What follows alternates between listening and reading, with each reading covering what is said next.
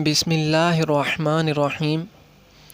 ہم وراثت کے بارے میں بیان کر رہے تھے۔ آج ہم بیان کریں گے کہ مرحوم کے اگر دونوں والدین زندہ ہوں اور ساتھ میں اولاد بھی ہو تو وراثت کیسے تقسیم کرتے ہیں۔ تو ایک صورت کے علاوہ کہ جس میں مرحوم کے والدین کے ساتھ مرحوم کی بیٹی زندہ ہو، اس کے علاوہ جتنی اولاد ہو والدین کی، یعنی اگر ایک بیٹا ہے یا ایک سے زیادہ بیٹے ہیں، اسی طرح یا بیٹیاں زیادہ ہیں یا بیٹے اور بیٹیاں ہیں، ایک بیٹی اور ایک بیٹا ہے، ان سب صورتوں میں آپ مرحوم کی جائیداد کے 6 حصے کریں گے۔ ایک حصہ والدہ کو دیں گے، ایک حصہ والد کو دیں گے اور باقی 4 حصے اولاد میں تقسیم کر دیں گے۔ اولاد میں بھی اگر بیٹیاں اور بیٹے دونوں ہیں تو بیٹوں کو بیٹیوں کی نسبت 2 گنا آپ حصہ دے دیں گے۔ لیکن اگر صورت ایسی ہو کہ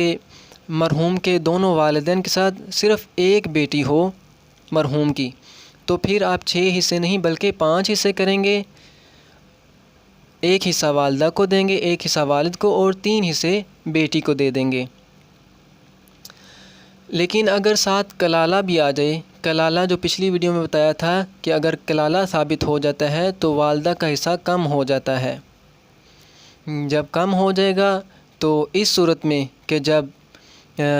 مرحوم کے والدین کے ساتھ ایک بیٹی ہے تو اس صورت میں بھی والدہ کا حصہ کم ہو جاتا ہے، یعنی اب اسے یہ نہیں آپ کہیں گے کہ ایک حصہ والدہ کو دیں گے، ایک حصہ والد کو اور 3 حصے بیٹی کو، بلکہ کلالہ نے آ کے والدہ کا حصہ کم کر دیا ہے تو اب 6 حصے، چھٹا حصہ ماں کو دے دیں گے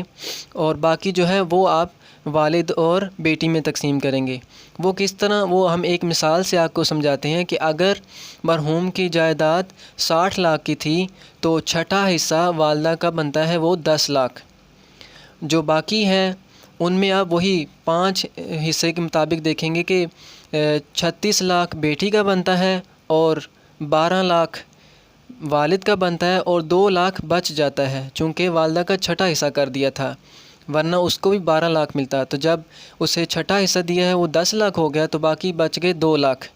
ان میں چونکہ اختلاف ہے یہ 2 لاکھ کس کو ملنے ہیں، اس کے لیے آپ اگر کسی کو ضرورت پڑے تو اپنے علاقے میں موجود عالم دین سے رجوع کر سکتا ہے۔ والحمدللہ رب